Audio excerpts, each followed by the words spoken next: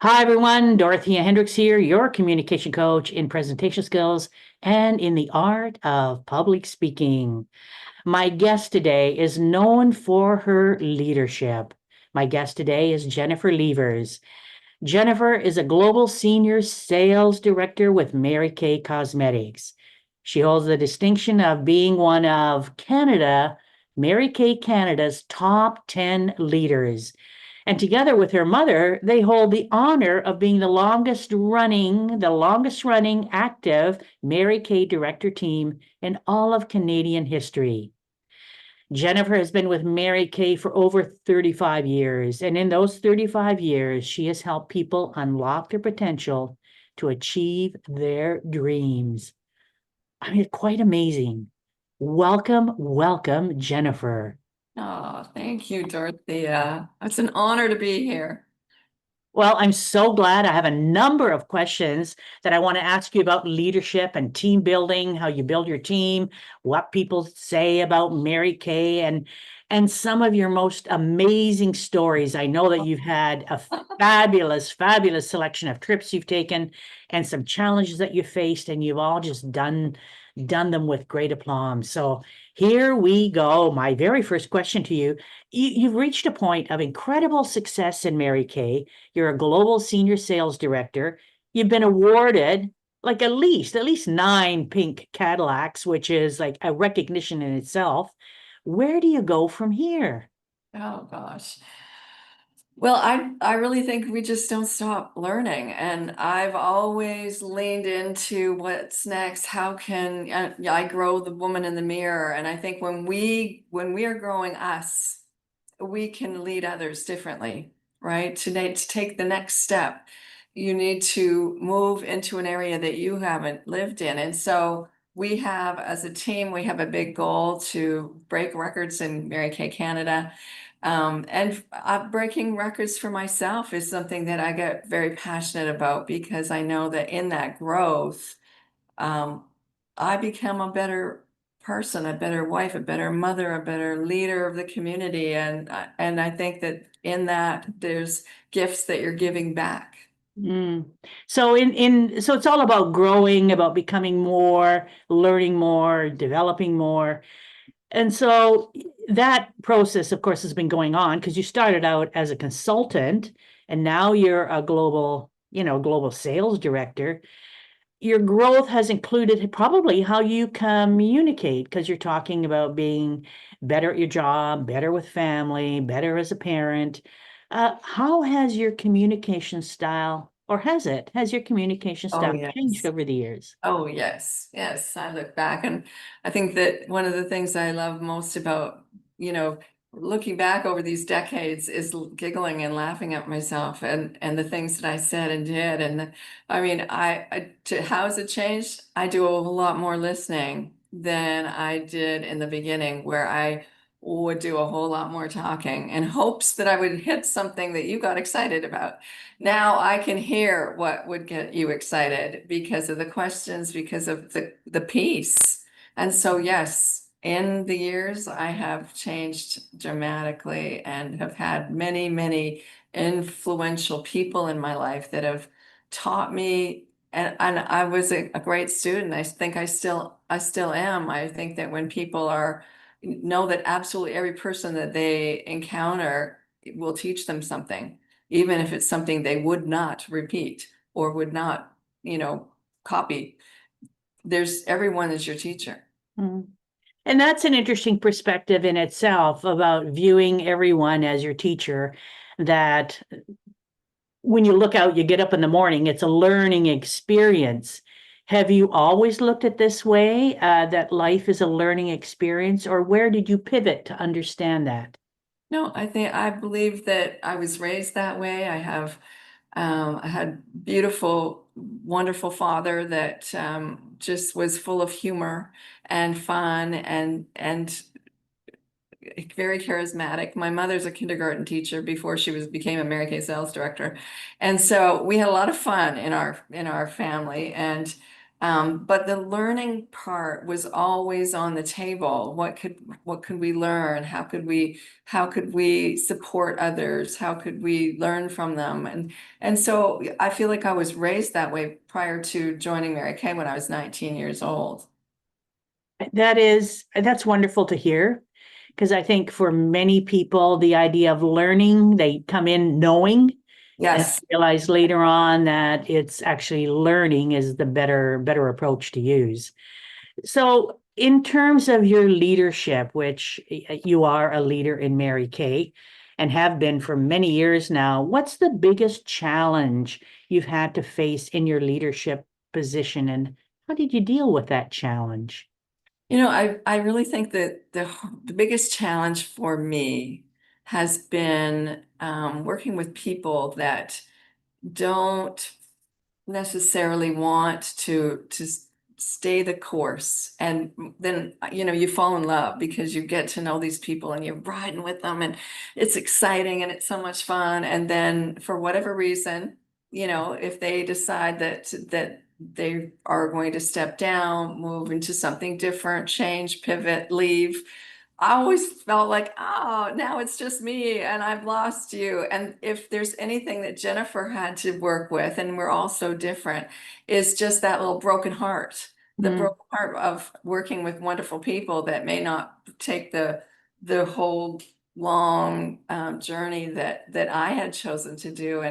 And so that was always tough on me. And it still is. I connect and I mhm. get to know people, and the more you want, the more I get to spend time with you. And anyway, that has been my personal challenge, is just missing people that I've enjoyed along the way for many different reasons. And when you work with people, as you say, you get to know them. Yeah, But people work at jobs, many different jobs, and they change position, right. It's change common. aspects of their career. What has been one of the reasons over the years that has caused people to work with you for a bit and then move into something else, leave Well, the Mary Kay family? yeah, I don't take it personally that was working with me as much as there are people that there are people that want really fast results. And I think in our time now, we see this even more with the generation that's in, Mm, is they want it now, they don't want to wait. And if it's different, our world changes so constantly, and I've observed that with people where they will, they're not putting in the time, they're not putting in the work to get what they say they want. And it's not in this particular industry, it's in all industries. mhm, um, but those people that stay with something long enough because they want it, and I wanted to make this a full-time career. I knew that I couldn't live in Vancouver as a single mother, with a daughter in professional dance, if I wasn't playing full out. And so that was actually a blessing in disguise. How did you end up? I remember we talked about this, but maybe just share with us very quickly how you ended up becoming a Mary Kay, working in the Mary Kay family. Was it because of your mother? No, everyone thinks that, which is very common, that the mother's first and the daughter, hops on the train after. But I actually joined Mary Kay in 1985, going to the Alberta College of Art in Calgary, and was, it. I was actually a name in the welcome wagon. This woman from Mary Kay Cosmetics bought me on sale because I wasn't new to Calgary, on a half price.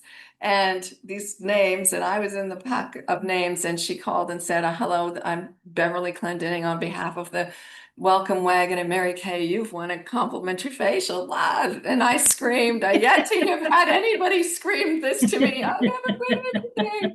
And and so, she did her job. She was the most lovely woman. I always tell the story as I looked up my little peephole of my apartment in Calgary, and I saw this woman that looked like Linda Evans. Remember Linda Evans Yeah, oh, on yes.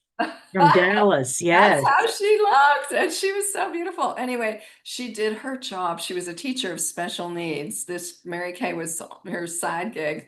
But she did her job. And so she, gave me my makeover, and I was so excited. And my student loan had just come in, so I bought it all. And then she turned it into a skincare class with my friends. And it's a long old story, but it makes me giggle. And at the end, of all this wonderful attention and love and, the new me, she turned to me, Linda Evans herself, and said, I think you'd be great at doing what I do. I thought, oh my gosh, this is like the most incredible thing that could ever happen to me. Of course, I'm not going to do it, but just the honor of being asked. And that was the beginning of, anyway, long story, I jumped on the pink train.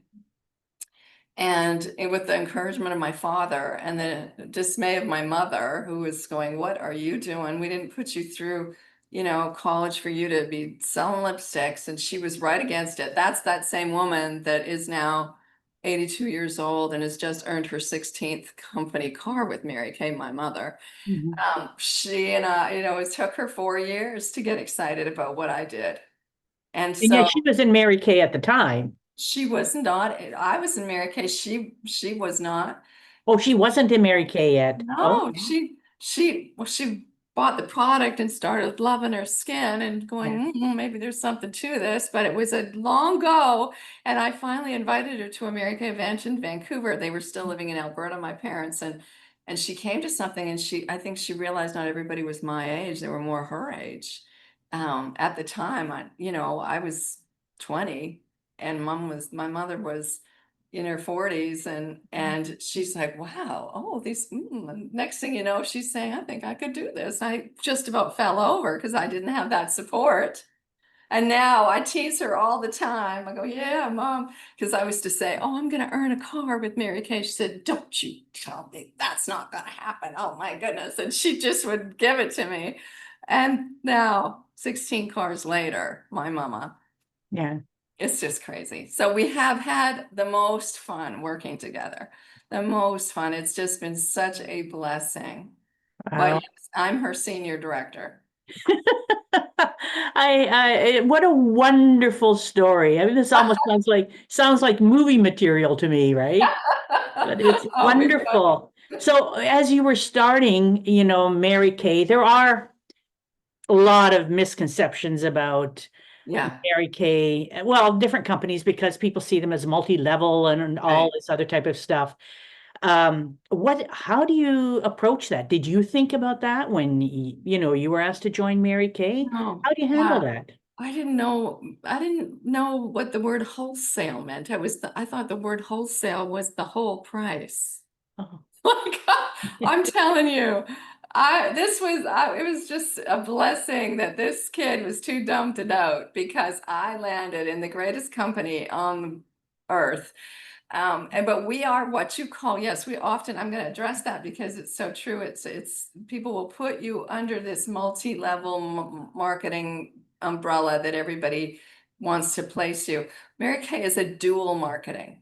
It's a dual marketing, which means that if you became a consultant, your contract would be with Mary Kay Cosmetics, not with Jennifer Levers. I would be your lucky director to train you, but your contract is not with me. And then it's dual because you would purchase from Mary Kay at wholesale and then sell to the consumer. So it's just from Mary Kay to you to the consumer. There is commission that's picked up for team building, but it's from company profit. It's not off of the people. So it's the most unique marketing plan because that in that place, everybody's equal. We would make the exact same profit when we sell our product. We buy it for $1, we sell it for $2. We're the highest paid in direct sales. So our marketing plan is actually taught to the business students at Harvard University as an example of direct sales. And so we're very proud. I get calls constantly from business students that are studying our program in business at the universities, lots here, but many different places in Canada that have asked me to just run through some of the questions that they have because they're business students studying our program. Yeah, Isn't that interesting? yeah, it's very different. Yeah, so for anyone who would join, they'd be, you would introduce them, for Yes. example, but they would be dealing with Mary Kay and not necessarily with you. Well, you can't join without being a part of a Mary Kay family. So Yeah, somebody needs to welcome you in. yes, But then you become part of that family, but you're dealing with Mary Kay. You're never buying product from your sales director or your team member, right, whereas other direct sales companies, they often do that. yes, Yeah, yeah. and there's also levels of commission. So if you're a new person, you're getting this much, and then the next guy, the next guy, the next guy. And even though a lot of these things are not legal, they're definitely there. And this ladder of commission, where we right off the bat, if you became a consultant today, you'd make a 50% commission, and so do I, selling our product. And you've been in it for 35 years. Yeah, Yeah, yeah, almost yeah. 40, actually. Almost 40, almost 40. Wow. Okay. Yeah, that's good to know. And so for anyone who's interested, of course, Yes, exactly. It's yeah, very unique yeah. and incredibly special. I think that, I'm looking at one of these books that has been so popular, and this is fascinating. But this gentleman, Jim Underwood, that wrote this book, did this on his own. Didn't Mary Kay got a copy of it? She didn't even know he was writing it. But what he did is he studied the culture of Mary Kay people around the globe and why are all these people so happy? What is going on? And so he got into the heart of why we're happy. Why do we have the longest longevity of any direct sales company? Why do I'm tenured at that age, but there's a lot of me. There's a lot of people that have been in Mary Kay for decades, and you don't stay with something you're not treated well and loved and Mm. appreciated and paid well and all those things. So this gentleman, Jim Underwood, went in to study that. And one of the things that I found, this wasn't Jim's study, but I was in Dallas at a leadership workshop a few years ago, and I never forgot this. This was fascinating.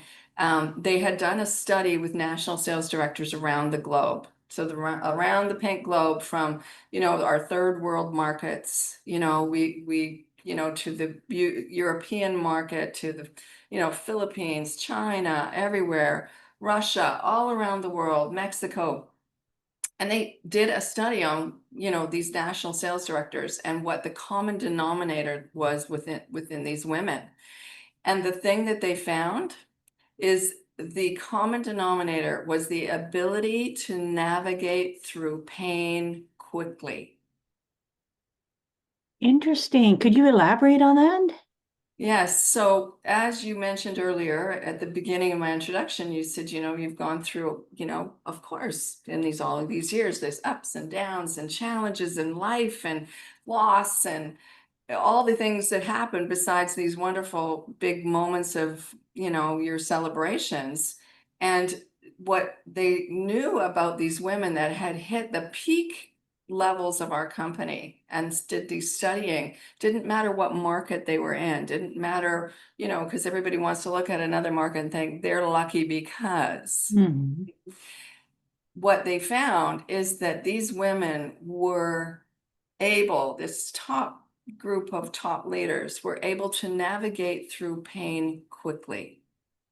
And if you look at people that who've tried to achieve or wanted to, and then got hit by something, and then they slide down and they reside and they share and they heal and they go through all their important grieving.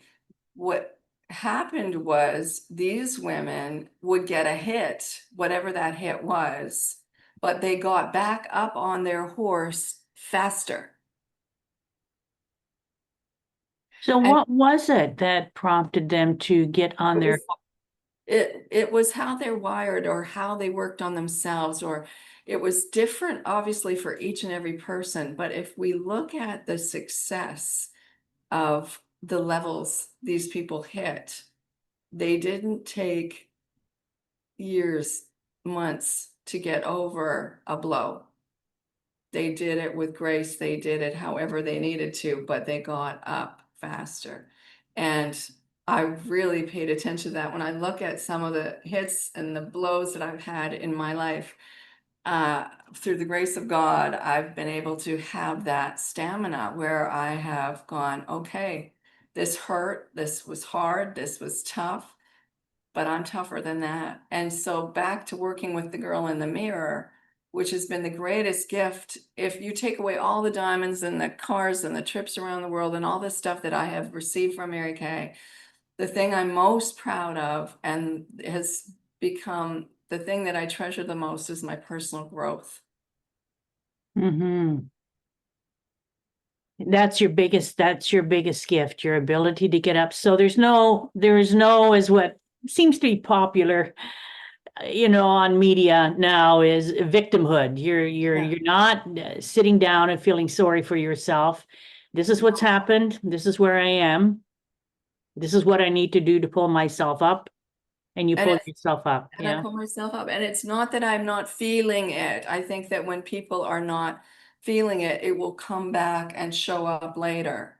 Mm-hmm. So, that is not what I'm trying to say, but I'm saying that it has been something that I have got good at. So I get a no, or I get a disappointment, or I get a major blow.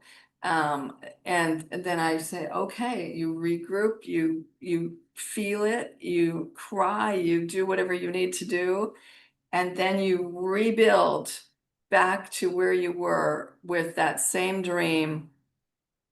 And sometimes it's even boosted higher Mm-hmm. because you get almost a reality check each time something comes at you. Question here. You just mentioned get back to the dream. So it brings me to ask you this. Yeah. Could one of the reasons be that these people, yourself included, are able to bounce back, navigate through pain quickly because they hold their dream. They Yes. know their Yes. dream, they hold their dream, they don't Correct. let anything take them away from the dream, which is when you get hit and you get knocked on your keister, it's easy to do to let go and to question. Sure. Yes. Correct. 100%. And people do that all the time as a leader. They'll tell you their dream, and okay, I'm going to hold your dream with me. And this is how bad do you want it? And we go into, for instance, I have a lot of women that will join Mary Kay for the extras of life. My life is expensive. But they might have another job, but they, for instance, want to take their children to Disneyland, and that will fuel them, because emotionally, when they imagine those sweet little faces that they're going to surprise with Mickey Mouse, that will move a woman to action. Like, you're not going to be too scared to call that girl, or follow up with that lady, or talk to this woman in the grocery store, or however it is that you want to build your business and meet new contacts and leads for sales. When you get past your fear quite quickly when you think of those sweet little faces. Right. And Mhm. so we find dreams. I'm very good at saying, okay, Dorothea, what would make you so excited? What would make you go, jump out of bed, out of bed in the morning going, I can't wait to chase my dream. And what does that look like? And what does that feel like? And so when you're hit with a blow of some kind, that dream is so embedded in your subconscious and what you're wanting that it has a life of its own. Mm-hmm, mm-hmm. Yeah, and I think sometimes what's lacking, I can see this even from my own life, is to be consistent, knowing your dream, really, really, which is also knowing yourself, right? Yes, yes, yes. And then just holding on to it, because it's he who holds on to it and takes step after step after step reaches it. Right. You can't get it if you're not holding on to it and if you're not working toward it, right? And you need to marinate on the feeling. Yes, The yes, feeling draws it to you faster. yes. I think that's what Napoleon Hill, it's comes down to the feeling. looking at a number, Wayne Dyer. There are many people. I mean, it doesn't matter who, but ultimately, it's just not the words in themselves, but it's the vision and the feeling that you've got, right? And how amazing. How would you define your leadership role? Because you lead teams all across the country. I How do do. you define your leadership role? I think my, I asked my consultants this question because I knew you were saying that. Go, what do you guys think? And they said, you're fun, you hear us, you love us, you lift us, and you laugh. And I think that the thing that has been I think laughter has been such an important part of my growth, of working with people, of knowing that everybody needs their soul to just lift a little higher and not take themselves so heavy, and just take, when you walk a little lighter, people are attracted to you, Hmm. right? Think of the people in your life that are super heavy, like, oh, and when you walk away, you're just a little bit tired and exhausted. I mean, they're lovely, but you're like, oh boy, you're just a little bit lower.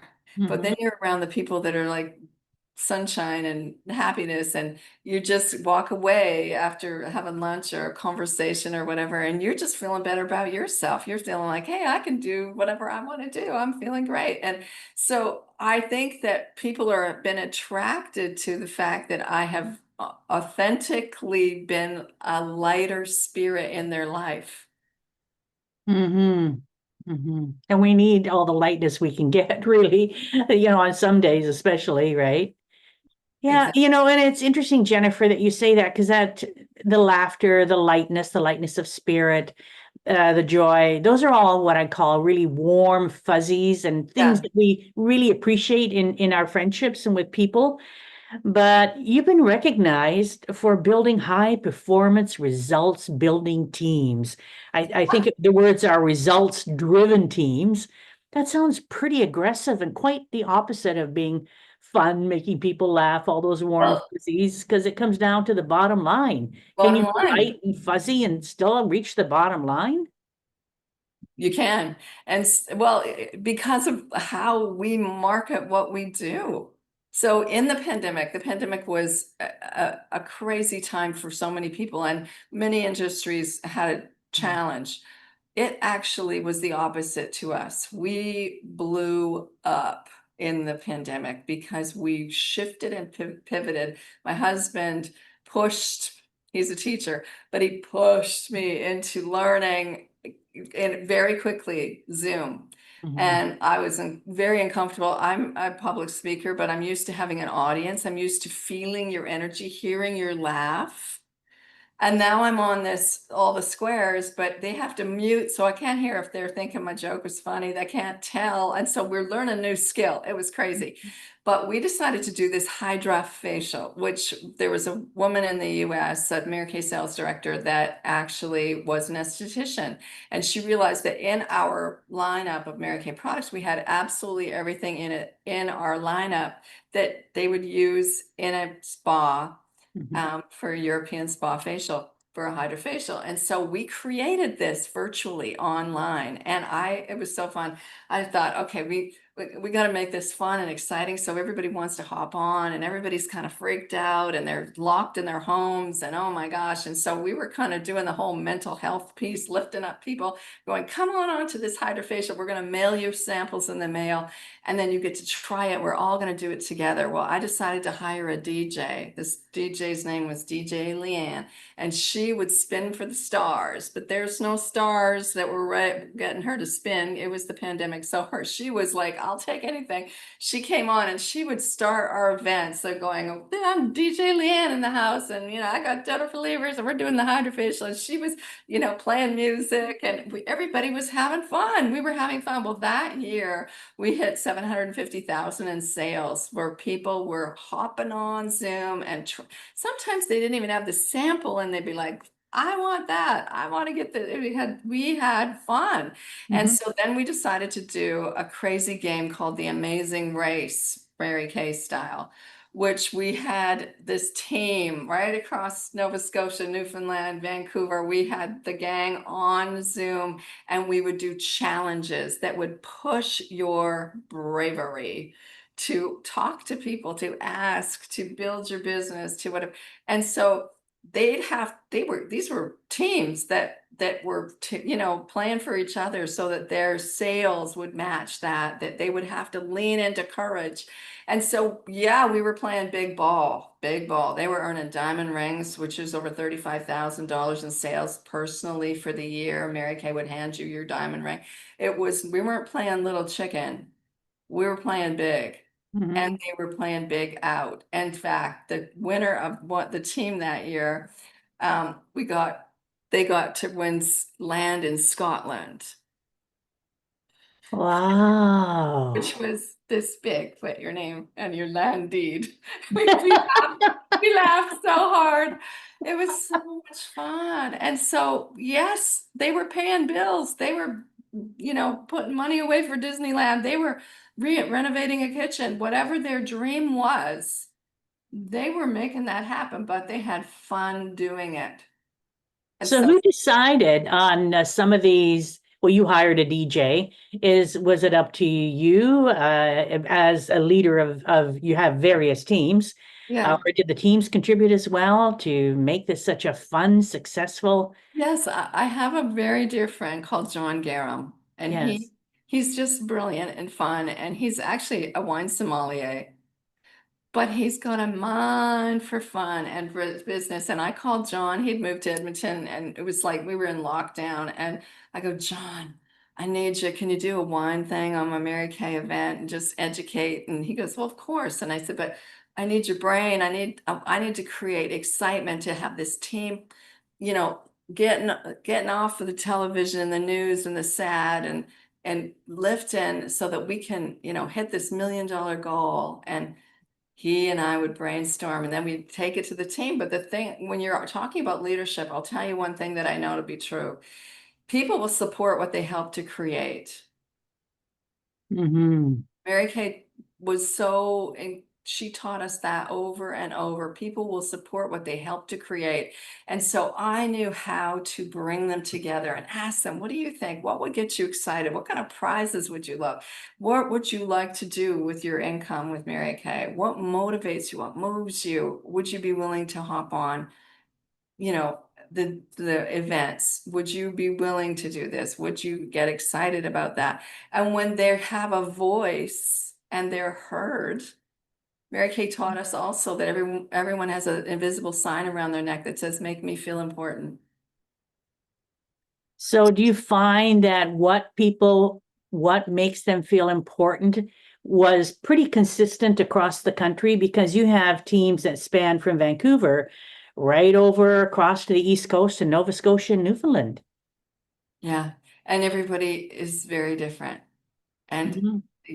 they needed different things. They needed to be heard in different ways. If they were the kind of person that needed more time and attention, I would take it off the grid and do it privately because some people needed that. Some Mhm. people were really struggling, and it was a tough time, but we brought the fun, we brought the show, we encouraged them that they needed to turn on their camera, that they needed to show up for themselves. What one area that I knew that we were making a difference is for the women that were single and at home.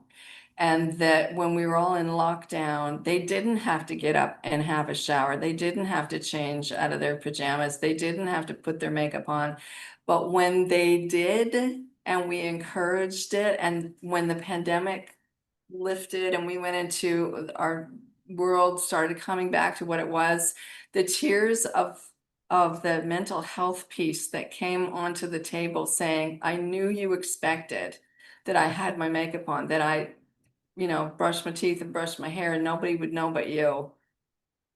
And Mhm. I wouldn't have known that because I were on Zoom, but they Mhm. thought they had we lifted them to staying in their confidence and in their self-worth. And when you take care of yourself, you're more likely to be confident and feel that you have worth as opposed to when you're not, dressed when you're in your PJs and you don't have your face together or haven't taken a shower or brushed your teeth. Yeah. Yeah. Look Oh, at so it's like how we change. We get up in the morning and we go, oh boy, look at me. And then you get going and you start just taking it up and you're back. And now you could take on the world. yes. And that's just a fact. As much as people want to challenge that so much, I think that when we honor ourselves every day to look and feel our best, we behave differently. I think that's quite true. We do behave differently. It brings me to a question here, just listening to you and what you do with your teams and other Mary Kay people as well. I was reading somewhere that Mary Kay said that a company is only as good as the people it keeps. How do you get and keep good people? I mean, I think that's an age-old question. Many, many managers, many business people would like to know. How do you get and keep good people? Well, I think that we attract people that are very much like ourselves. Mm. And so I look for high integrity, people that my word is my bond. Mm-hmm. That it's a funny thing in the pink bubble when we've had some over the years, we've had some people that come in that are not that. It's almost like they can't stay because they're almost irritated with how positive and happy and these people are. So, and it's authentic. It's Mm-hmm. authentic. It's not toxic positivity, which is drives everybody crazy, but it is authentic. And the heart shows up. I think that when you are authentic and you are speaking your truth and you're looking at the brighter side, you start to attract people that are like that. They stay on their own accord. They stay because of what's in it for them. They Mm-hmm. stay for how they feel. We have a sisterhood in Mary Kay in my unit. I mean, I have over 300 consultants across the country. Not everybody is in this to make money. Would you say that that is a motivator or probably not the main motivator for people joining Mary Kay? I think that people, depends on where you live. If you live in Vancouver and you're not sitting on everything that you want and need, you're looking for an extra way to make money. And we're seeing a lot of people do Mary Kay part-time, spare time, no time, so that they can have those luxuries or those extras. We have people that, join Mary Kay to just put their, son in hockey school for the summer, or there's some smaller things that sometimes when people can get an extra 500 or $1,000 a month, that can make a big difference to them. But then we have women that have lots of money and they are looking for the sisterhood, and they're looking for the connection to women, empowering others. And Mary Kay taught us, and our marketing plan is based that the only way you can get ahead is if you help other people get ahead and Mm. get what they want. So she made this so that we're all locking arms and lifting each other. Now, when women are against each other, we're horrible. True, When true. they are for each other, lifting, we are the most powerful force. And so the only way that you can get what you want is if you help enough other people get what they want. Mhm. And so it's just the most amazing, amazing culture in Mary Kay. Well, you've been in it for, as you said earlier, almost 40 years, over 35, close to 40. And you talk about yourself. I've seen a video where you talk about building community, a community rooted in empowerment, integrity, and care, which, these are all wonderful, wonderful terms. I call them warm and fuzzy and ideal. And it sounds as if Mary Kay actually is that. You refer to it as the pink bubble. And so would you say it's a pink bubble rooted in empowerment, integrity, and care? Yes. Yeah. What do you see as your most important or powerful, effective empowerment tool? What's your most effective empowerment tool?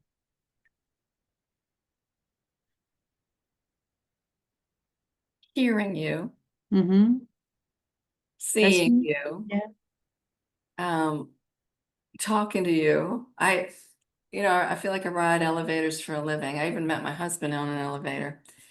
But I always would heard that, be the first to speak on an elevator, be the first one to speak.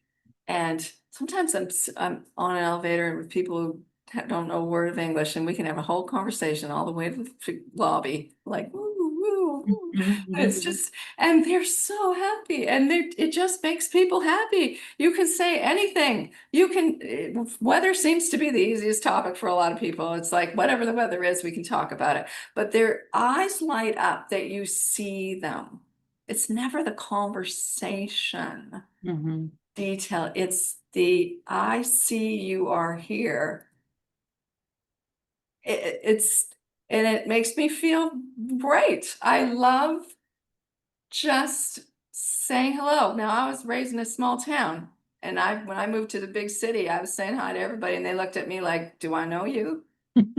And it was the weirdest thing, but I thought, well, I don't care. I'm going to keep this up. And it just, you meet the most incredible people. And I have built my business on that. Sometimes Mary Kay comes up, sometimes it doesn't. Sometimes they'll say something complimentary, and I'll say, well, I'm a sales director of Mary Kay. And then all of a sudden the conversation starts, and sometimes it doesn't. Mm-hmm. It's, go ahead. No, you go ahead. Just, I just think that the world can use more kind people. And when sometimes you hear people, you get in different circles and they're all complaining about something and complaining, oh, the traffic and the people and the stuff, and everybody's grumpy and I always say, I don't see it that way. mhm, I just don't. And I think that we see our world becomes what you see. mhm, Yes, I've trained myself. Yes, I've trained myself to look for the good in you.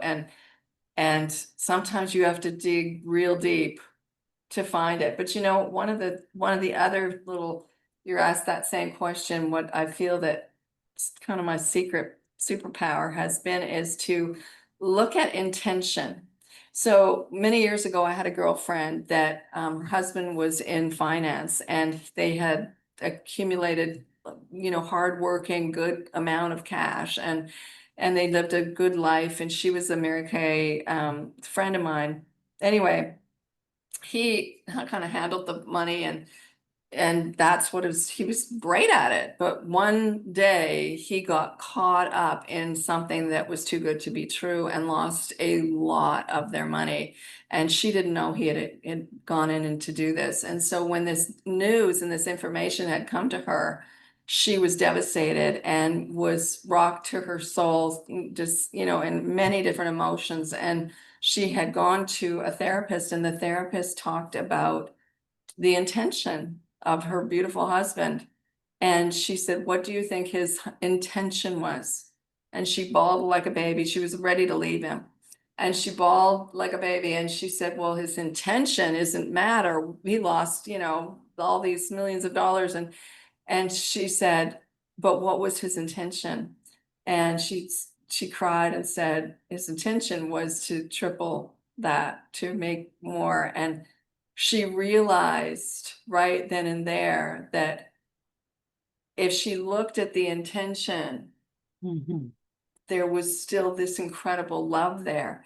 Well, it has served me. That story is 30 years old, and that I have taken that into so many challenging situations in my life where I thought this person did this, said this, whatever, what was their intention? If their intention was not clean and correct, and I know it to be not true, I would exit stage left.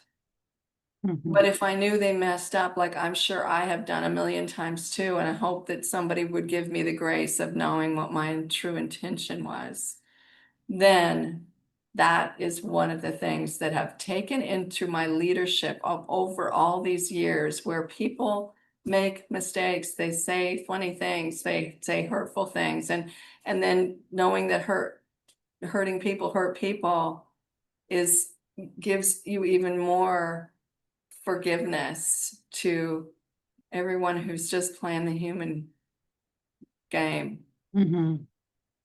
Yeah, it's the intention when it comes down to it, because sometimes our intention is really to mean well and it just goes sideways. That's what I mean. Yeah, and so I think because one of the questions I was going to ask when you have conflict within a team or conflict with, some of the, assuming there's conflict, Yes, of there's course. always stuff that happens. Yes. Um, Yes. what I hear you saying is that to get to the heart of it, you'd look at their intention. Intention. It's always the answer. Hmm. You might have to dig for it. You might have to ask questions because you're confused as to what has been brought to the table, but you will very quickly know the intention. Yeah, yeah.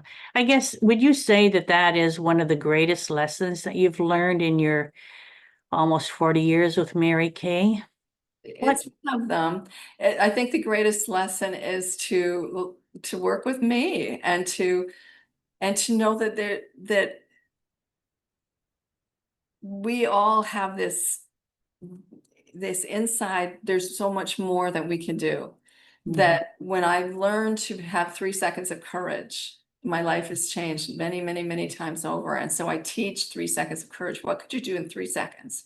If you really, just before you're too scared to do it because you made something up and sold it to yourself. We do this constantly as humans, as women for sure. I work with women mainly, and but we will make up a scenario, worst case scenario, sell it to ourselves, block ourselves in fear, and never give ourselves a chance to grow there. And so if you have 3 seconds of courage, which we continue to do in our amazing race, it was so crazy and fun because you just 3 seconds of courage because you do not know what will happen. And it's just been, yes, working with me, pushing me has given me the permission to give other people to say, hey, I don't know if you were willing to do this or you want to, but if you do, this is what you could have that you say you want. Mhm. So, can you give me an example of the 3 seconds of courage? Yeah, in our world, meeting new people. So, for instance, if you're in a goal to hit a sales challenge or to walk across stage in your evening gown in the National Court of Sales in Toronto every summer, which is what we do, if that is important to you, okay, 3 seconds of courage means that you could say to somebody, I have no idea whether this is something you'd be interested or not, but I'm giving away complimentary makeovers, or I have no idea whether you'd be interested in this or not, but I'm with Mary Kay and I'm looking for quality, fun people that might want to hop on our pink train. Would you like to hear more? That's 3 seconds. You either do whatever you do. I have no control over you, whoever Mhm. you are. I'm not talking to you, Dorothea. I'm Yeah, just yeah, saying, that when people are willing to go out and that's fearful yeah, for most of us, right? And to just say it anyway, to just offer it anyway, to not prejudge, because the funniest thing is we all think we know the person would say yes. We all think we know the person would say no, and they often are completely opposite. yes, yeah, It's amazing. Well, yeah. and you know that from your career. So, Yeah. but yeah, Interesting, because the word courage actually popped into my head when yeah, I was thinking about you in the elevator, right? yeah, Starting conversations in the elevator, and I thought, okay, yeah, that takes courage. There's some balls there, right? And yeah. and to take that plunge, it's like you hold your nose and you go for it. Just go for it. And of course, with the intention, you're expecting a good outcome. Yeah. And even if the person says no, that still might be a good outcome in the long run, right? We don't know, right? And I still think you can bypass their conscious mind with a big smile and positive energy, and they don't even know how to keep being grumpy. It's kind of fun. It's kind of fun. I like it's like, this is a little Oh, ugly one. Woo.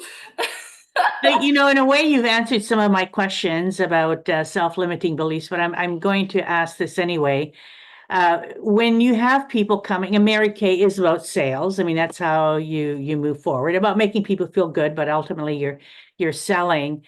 And there are a lot of limiting beliefs when it Yeah, comes to people yeah, selling. Yeah, how, you might have somebody who comes in with initial enthusiasm and then all of a sudden the self-doubt starts yeah. creeping out. How do you help people overcome these limiting beliefs? And have you got an example maybe of someone you've worked with that's done this to overcome the self-limiting beliefs? Well, it's usually a one-on-one, which I'm good at coaching. Mm-hmm. To just really dig into where is this from? What are you telling yourself? What are you willing to grow? Not everyone is. And Dorothea, you would know that too in your Mm-hmm. career, but some people want to put that in their backpack and that becomes their identity. And don't you dare take that out of my backpack or take it away from me because that's me. And Mm-hmm. it's not necessarily serving them. But and so I've also learned to know who to work with. Hmm. You can sense who to work with? You watch, it's not what they say, it's what they do. Yeah. So Yeah. the encouraging a winning mindset, which is overcoming your limiting beliefs. How do you do that? How do you encourage a winning mindset? You find Can you? people, Can you? Pardon? they motivate themselves, but when people are motivated, they're motivated by something that they want. Mm-hmm. So you've got to find out what are they working towards? What do they really want? What are they willing to change to get what it is they want? And if you stay with that with them because the effort is there, you can get them through. Mm-hmm. Sometimes they take pit stops. You love them anyway. Some Mm-hmm. people need to take a little time off the train before they get Mm-hmm. back on. Yeah. And everybody has their own journey. Not everybody, I didn't have the luxury to go slow because of the income I needed to create and which ended up being a blessing. I had to face my courage or I had to get a real job, which that sounded horrible. I love doing this. I love Mary Kay. I love making people happy. And Mm-hmm. it's part of well, it is the job. It Mm-hmm. is. Well, you wouldn't have stayed in it, for all Oh, these years and no. gotten so many Cadillacs, and your mom wouldn't have joined. You guys wouldn't be, making history in the Canadian landmark in Mary Kay, Canada. Core values that have shaped your journey in Mary Kay. Faith first, family second, career third. And is that what Mary Kay says? That's Yeah, what she taught us. She said, yeah, in that order, everything works. Out of that order, nothing works. yeah. And that's because some people these days question the idea of faith. Are you talking about God? I am. Yeah. Yeah, I am. Having a clear belief. Yeah, yeah. And taking God as your partner. I have, again, it's how I was raised, but it was part of Mary Kay's philosophy, and it was part of my soul, knowing that Um, I just, there were times that you just let go and let God. The growth challenges that Jennifer had to go through with everybody thinks, oh, it's so easy for you. And, it's so, no, you didn't know that I couldn't have looked you in the eye. I couldn't have, I was so shy. I still have yet to meet a woman join my team, my unit that is shyer than I was. Mm. I used to arrive at the meeting late so I didn't have to say my name. Like oh my goodness, it's just the growth. Ah, Mm. Interesting. Just listening to you speak reminds me of a book I read not too long ago by, I think it was Dr. Norman Vincent Peale, and he talks about imaging, visualization, creating images, and of course, images about what you want, your intention, what you want to do, and having the feeling. You've got to have the feeling, and you're partnering with a higher authority. yes, And yes, yeah, 100%. always, yeah. And he has some wonderful little stories in his book. I before we well, there are a couple of things that I think you've already talked about. I've heard you say you've got a superpower. You can see people and their potential, And you can always take somebody who's got a willing heart to be their best.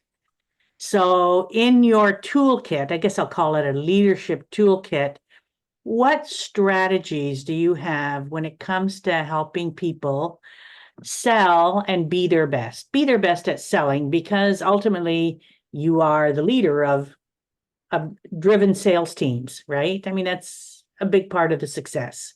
So what are there three strategies, three tips or tools you can give to the people to Well, help in their I sales? yeah, I think one of them is the speed of the leaders, speed of the gang. I feel like I need to be the number one salesperson in my unit. I need to do anything that encouraging them to do, that I live what I'm preaching. I think that that's been very strong. They know exactly what I'm doing. When we do Zoom trainings and we teach all different levels, and you're so trained in Mary Kay. Our company's recognized for being the highest trained in direct sales. And so every level is addressed, whatever it is. If you're starting at the beginning, and always makes me giggle when people say, well, I wouldn't know how to be a Mary Kay consultant. Well, no, you haven't, because you've never done it before. So you do not need to have skills to learn this job, because every single piece would be taught to you if you were open to learning. The other thing is to be fed on a big tool to me is to constantly feed your mind with positive training and books and learning from the greats. And I have a story that I got to jump in and share that happened last year. I had earned the top director trip to Maui for my husband and I. And so I was so excited, because June 30th is our year ends in Mary Kay. And I went for a walk with my girlfriend, Diana. And Diana said to me, she goes, hey, Jen, do you know who Wayne Dyer is? I go, Diana, oh my gosh, I grew up with Wayne Dyer. He's like the greatest guy in the world. I love his training. I've always lived by how Wayne Dyer has laid out life. And she goes, he lives in Maui. I said, oh my gosh, I'm going to manifest this. This is so exciting. So I ran home and I pulled out one of Wayne's old books, one of my favorite ones, The Oh, Power of yeah. Attention. And I started reading it and loving it again. I go, oh my gosh, so I'm on the plane and I'm still going through it. My husband said, well, if you're going to run into them, you better be ready to quote something from his book. Don't just say, it's so exciting to see you. And so I'm like, okay, I'm really good at manifesting, so I'm going to do this. We get into Maui. I'm like, I'm going to see Wayne Dyer. It's going to be great. I'm going to see him in the most unassuming area. Who knows? I'll be coming out of the washroom in the hotel and there's Wayne Dyer. He's going to be on the beach, or he's going to be here. And I can't. And so the whole week continues to unfold, and I'm ready. I'm ready for my Instagram photo. I'm going to be just fabulous.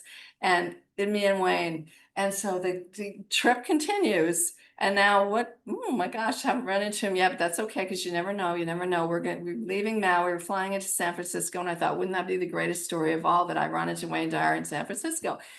And so now we're boarding for YVR. I thought, oh, it would be so crazy. I'm not giving up on my dream, because I know how to manifest everything that I think about. And we leave San Francisco and we get into YVR. I still haven't seen Wayne Dyer. And one thing that I do when I'm on a flight is I text with my thing off, obviously you know what I'm saying? Mhm. And then the moment that we land and you can turn on your texting, I just go bing, bing, bing, bing, bing, bing, bing, and I have all this work that I've done, or communication. And one of my text messages was my girlfriend Elisa, and I said to her in the text, I go, you know how good I am at manifesting? I said, so weird. I'm probably going to run into him now, because we're at YVR, but it's midnight. It's kind of a weird time that I would run into him, but that would make a great story, because me, the trip's not over till I get home, and I'm gonna see him. And she writes back as soon as this went on, she goes, you realize Wayne Dyer died, Jennifer. I go, what? I go, what? I laughed so hard at myself trying to manifest this man all week long. I didn't know he'd passed away for 15 years or whatever it's been. Oh my gosh. See, I laugh at me. I crack myself up. I had no idea. She's like sending me the obituary in the text message. Oh my God. Oh, hilarious, hilarious. Oh my gosh. So yes, crazy. But one of the things that I do in manifesting that I'm gonna just really quickly share, because having this um way of being able to marinate in what you want has served me so many times. And one of the things that I learned is the mind movie. Do you know anything about the mind I've movie? heard of it, but I've not done, yeah. Okay, so it's Dr. Joe Dispenza. Becoming Supernatural is the book that he talks about it. But Oh, the mind movie is putting your goal poster on steroids, because it's a movie instead of images only that are flat on a poster. And so in my mind movie, I had you clip things from wherever you get them, TikTok or Instagram or anything that you go, oh, there, I would like to be on that trip, or I'd like that to happen. And so then when you watch your mind movie, it's under 5 minutes, and it goes to you have to start it with this kaleidoscope that Dr. Joe Dispenza has, that kind of scrambles your brain. So what you're doing is you're actually brainwashing yourself with your own stuff. mm-hmm. It's brilliant. It's brilliant. And I teach it all the time because it just works so well. And yeah, so I have been that's in my toolbox. When I'm answering your question, what's in the Mm-hmm. toolbox? I've learned how to manifest. I mean, if I would have manifested Dr. Wayne Dyer in sitting on a bar stool in an apparition, I would have been good. Yeah, I've heard about I know of Dr. Joe Dispenza, and he's quite amazing, and all his books are so interesting. So what we've got right now I'm going to say the speed of the leader, that the three things that you've given us right now in your toolbox of strategies. The one is that you do what you ask your team to do, Yeah, which is often what fails in management in many companies. They want the team to yeah, do, but that's they're true. not. So the speed of the leader is the speed of the team. And the other one that I had here is that you feed your mind with positive. Now, some people say that's not being realistic. Feeding your mind with positivity, with upbeat. Yeah. I like the idea of that. I Because negativity doesn't help us be productive in any way whatsoever. no. Feeding your mind with positives. And the third thing here is the mind movie, Mhm. right? And what you think about, you bring about. Yeah, yeah. So there's times like right now, our unit is in a race. By the time of June 30th, we need another 120,000 in sales to hit our goal. And every once in a while, someone gets realistic, and they go, "Yeah, but," and then they look at how large that is. I said, "Okay, here it is. What's realistic is we have to hit that 650,000. That's realistic." But we don't have the luxury of living there. You have to get out of being realistic into this land. It's called the zone. When you're living in the zone, it's not living with the how. You don't get to know how. You are in action, you're in 3 seconds of courage, you're in belief, you're marinating in the end result, and then it magnetizes it to you. Hmm. So It there's a sounds so, it sounds bizarre for people who aren't does, familiar with that, you know. but it works. Does work. And it's, Yeah, and there are many, many, many teachers that teach the same strategy that have hit very high bars. yeah. Yeah. It makes us, well, it brings to question really what is reality, right? Yes. Depending on who you Yes. talk to, what is reality? I agree with you. Yeah, before we wrap up, there is a wonderful story, and it has to do with a picture that I see right behind you. Would you share about that picture? Because it is King Charles, isn't it, in that picture? This is me and King Charles and my husband taking the picture, and that little camera on my shoulder is my daughter's hand. Mary Kay, this was the year that we hit the highest bar during the pandemic, and it was just amazing. The pandemic was just over, like we were just coming out of it. And the goal was we were running to this big, achievement with our team. And as the sales director, you get the honor of representing your unit on these trips. And so I was just very honored to take the Believers legacy to Scotland and Ireland. And my daughter was going to visit her cousin in Scotland. And Edward, my husband, was going to be coming in a couple of days later. And so Tiffany and I were standing at YVR, and she looks at her phone and she goes, "Mommy, the Queen just passed." We were about to step on the flight to Edinburgh. And I thought, oh my stars, this is so sad. And of course, we were all grieving what had happened. But then I thought, what is Mary Kay going to do? They have booked all of our events in royal palaces, and when you go on these trips, it's just amazing. And so they had to pivot quite quickly, knowing that the castles were shut down and everything, the city was shutting down, and shops and everything because of the Queen, obviously. And so they moved us around to some different areas, but we got this honor of getting to go to the Queen's procession as it went down the streets in Edinburgh. And my husband's very tall, he's 6'4", so he had, the camera, and people were just crowded in against the gate. And it was so interesting, Dorothea, because, usually when you're in a crowd like that, it's, there's all sorts of things that you witness. But what I noticed is everyone either smelled like soap or perfume. They were so dressed up and clean for the Queen. It was unbelievable. I thought, looking around going, wow, the honor of the people to the Queen. And of course, we watched the royals walk, through the procession, and wow, and we just were touched and moved. And Tiffany and her cousin were in a pub going, "Mommy, where are you before I go to Glasgow with Emily? She wants to see you." I said, "Okay." So we go and meet the kids at this pub, and Emily, who's from there, her cousin, said, "Oh, we should go and see where the Queen's flowers are over the hills. It's so beautiful." And I go, "Yes." So we went against the grain of the traffic. Everybody was leaving, the procession had finished, and we don't know where we are, but we crossed the road, and all of a sudden we're gated off by the policemen in with a crowd of 100 people. And we thought, why did they gate us off? And where are we? And we realized we were outside the Parliament building. And this not In Edinburgh? in Edinburgh, and we didn't know that. And so then all of a sudden this lovely policeman said, if you want to see the king, if you want to go, look at the king, go stand here. I thought, what? Oh my stars. So we went and stood where he said, and Camilla and he, about an hour later, BBC was there. They were taking pictures like crazy. And it was funny. Every time I put my head down, I heard this showering of photos.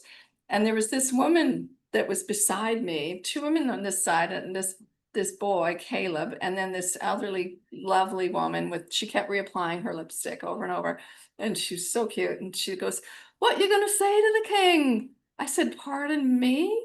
She goes, "Oh, you look like a film star. He's going to talk to you, lass." I said, "What?" I just about died. Well, sure enough, out comes King Charles. He shakes the hands of the two ladies before me. I have it on video too. I'll have to send it to you. And then he stood there, and I had a speech. I knew what I was going to say because she prepped me. I was going to say, didn't come out. "We too in Canada are mourning the loss of our Queen." That sounds good, right? Now he knows I'm in Canada. He's, knows my respect, and it's short because he's got this 100 people to greet. What do you think came out of my mouth? "Hi." He was so lovely and kind, and his face was saying, "Go ahead and say something," but no, Jennifer did not. Edward laughed so hard. He goes, "You couldn't say a thing." I said, "Hello." No, I and to me, she teased me because she goes, "Mommy, where did this Scottish accent come from, or British accent?" Anyway, it was a highlight of my life. I loved it so Oh, much. your 3 seconds of courage, it came out with a hi. Hello. It was something, and that was fine, right? It's fine. What a story. Oh my goodness. Yeah. Yeah. And then he moved on. Oh, It was so exciting, and Yeah. only in Mary Kay, I swear. We've had so many incredible moments, and it does, thank you for reducing it. It comes to exactly that 3 seconds of courage. If we all look at our lives, Mm. anything in your life that you are so incredibly proud of, and if you look at how did that happen? It comes down to 3 seconds of courage. You may have spoken, you may have dialed a number, you may have talked to somebody, like just think of how often just having that courage, not making something up and selling it to yourself. Mhm. Yeah. Thank you so much, Jennifer. Before we wrap up, do you have any final words of wisdom you'd like to share? A special event coming up, or where people can find you if they want to find out more about Yes. Mary Kay? Oh, I would be honored. I would be honored. Anywhere, anyone in Canada. Um, that would like to find me can go on my website, and it is www.maryk.ca for Canada /jlevers, and I'm sure you'll put that somewhere. But in the month of June, right up until the last day of June, I am giving away a free lipstick for anyone who would like to purchase a product on my website over $50, or would like to listen for a lipstick. So if you're interested and curious a bit more about Mary Kay and the marketing plan, and whether this is something that you might consider for yourself and would like to listen for a lipstick, then contact me and we can set up a call or a Zoom or whatever that you'd like. So it has to be someone within Canada, because we are a Canadian company running a Canadian business. And so we're just real proud of that. Thank you so much, Jennifer. And indeed, I'll put that contact information will be up. And in fact, people will be able to see it like right now. And to everybody out there, and to you, Jennifer, thank you so much. It's been such a joy. To everybody and Jennifer, wishing you all mountains, mountains of success. Thank you, Dorothea. What an honor.